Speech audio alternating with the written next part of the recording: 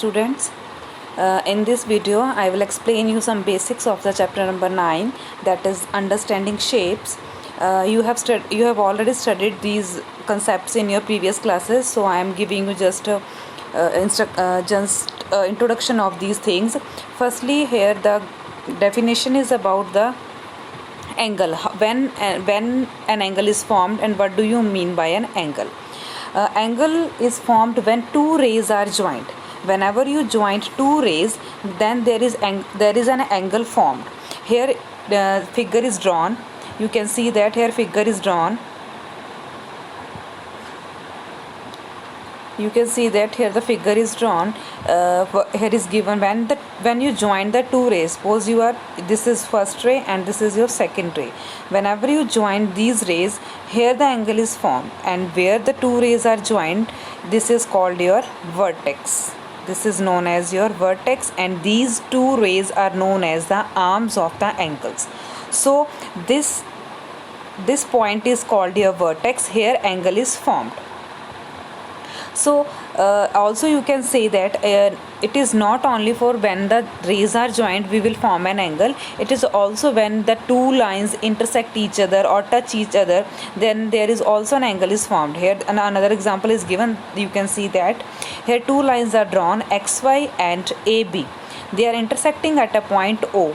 So these O is called the intersecting point. But you see that you will say here that is when they intersect, then here some angles are formed. These angles are angle number 1, angle 2, angle 3 and angle 4. So here 4 angles are formed. Here I will also tell you how can you name an angle. Its line name is A and B, and this line name is X and Y. So its center point is O. So the angle name is this. So this angle is known as AOY and AOX and XOB and BOY. These are called the angles. Here remember one thing, that is this symbol is for your angle. Not read it as L. This represent the angle. Whenever you write any angle, you will use this symbol, that is AOB, angle AOX. Whenever you have to write any angle, you will use firstly this symbol, that is angle. This is known as your angle. Next, move to the next page. Here are some pair of angles. Here are 5 types of angles. First angle is complementary angle. That is, what do you mean by the complementary angles? Always remember, the complementary angles are always in pair. That is, two angles whose sum is 90 degree. That whenever you add two angles, if their sum is 90 degree, then both the angles are known as the complementary angle. Here the examples are given, that is 60 and 30. Whenever you add 60 and 30, you will get its sum 90. Here are some also example, that is 70, 20 and 80 and 10, 85 and 5. Here are so many examples of complementary angles. So complementary angles are always in pair. Whenever you add them, its sum will be 90 degree. And second one is the supplementary angle. Same as the complementary, in supplementary angle the sum of the angle is 180 degree. Here what will be its sum? That is 180 degree. It is that whenever you add two angles, you will get its sum 180 degree. Suppose 110 and second will be 170. That is 110 plus 70, it will become 180 degree. So it is known as the supplementary angles. Also another example, 150 and 30. 150 plus 30 is 180 degree. So these are also a supplementary pair. So supplementary angles are those whose sum is 180 degree. Next, move to the adjacent angles. Always remember that adjacent angles are always in pair. In adjacent angles, you don't need to find the measurement of these angles. You will just find out. That it means you have to tell the names of the adjacent angles. You have to learn two things in this. That is, what are adjacent angles? You firstly check whether they have a common vertex. Second one, they both have one common arm. As here is example of this you can see that here is example, figure AOC and the B is another line drawn. So look at here, BAOC. Now if you want to find the adjacent angles, the first thing, both the angles will have must common vertex. Common vertex, that is where the angles are formed. Here the angle AOB and BOC, they both are adjacent angles. Why they are adjacent? You can see here its vertex. Both the angles have the same vertex, that is O. दोनों का दो both have the vertex O. And second thing, it has both angles have a one common arm, that is OB.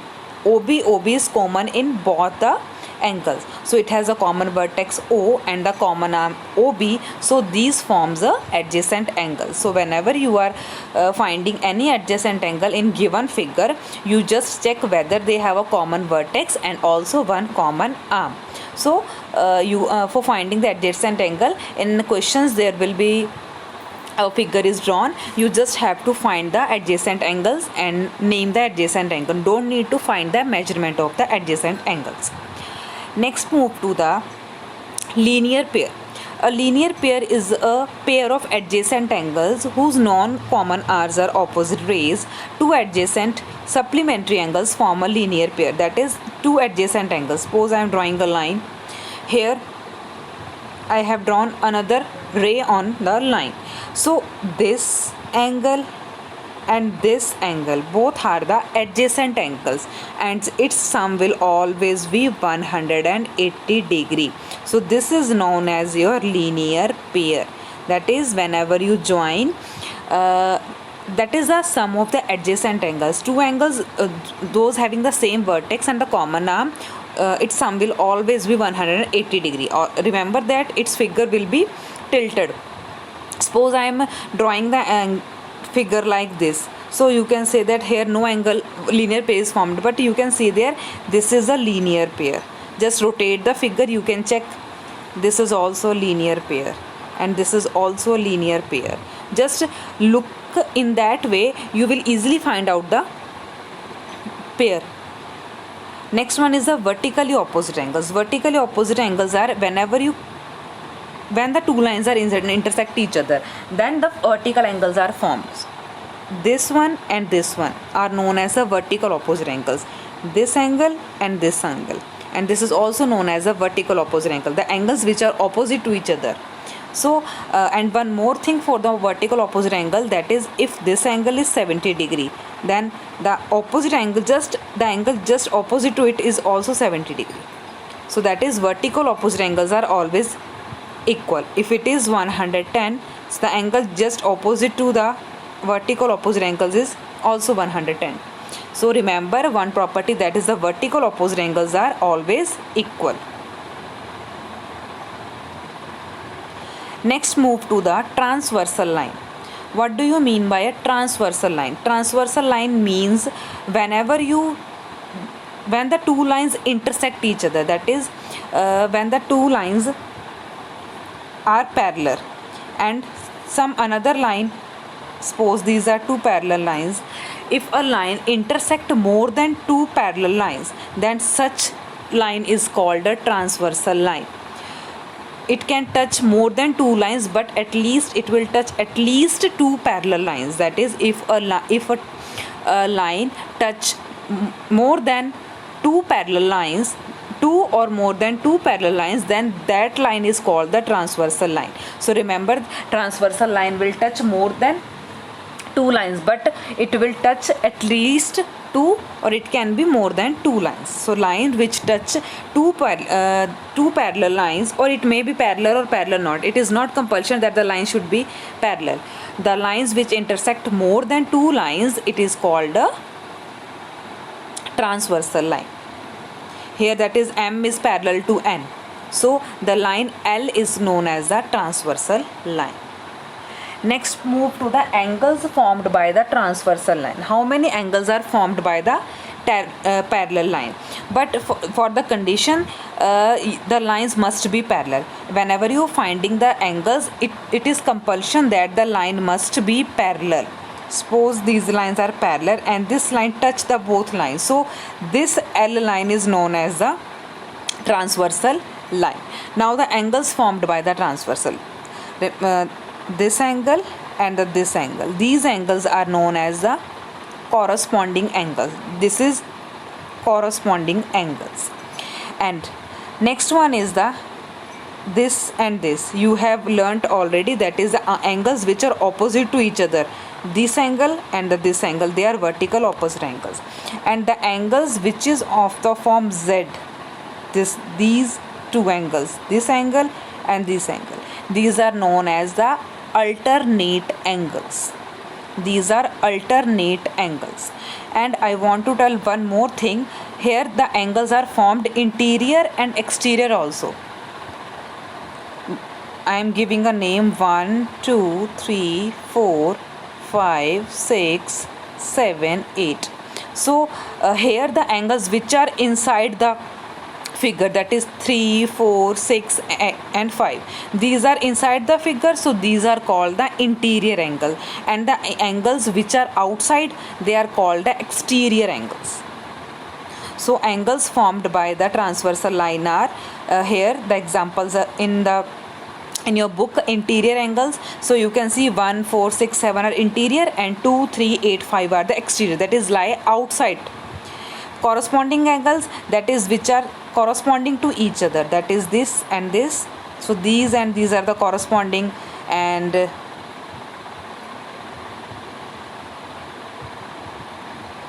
this,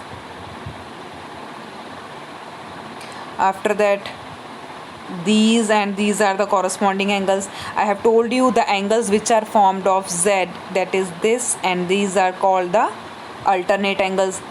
So this is the angles formed by a transversal line. So always remember कि these angles are formed only when the given lines are parallel.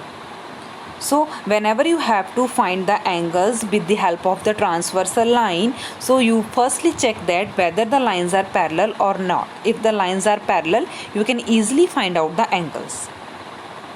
So here the line property is written: if two parallel lines are intersected by a transversal, the pair of alternate angles are equal, the pair of corresponding angles are equal, the interior angle on the same side of transversal are supplementary. Here the three properties are there, that is if the lines are parallel, suppose these lines are parallel, okay, and this transversal line touch them, so if this angle is 30 degree, so you can check this is of the form Z and you have to find this angle, it is also 30 because they forms an alternate angles.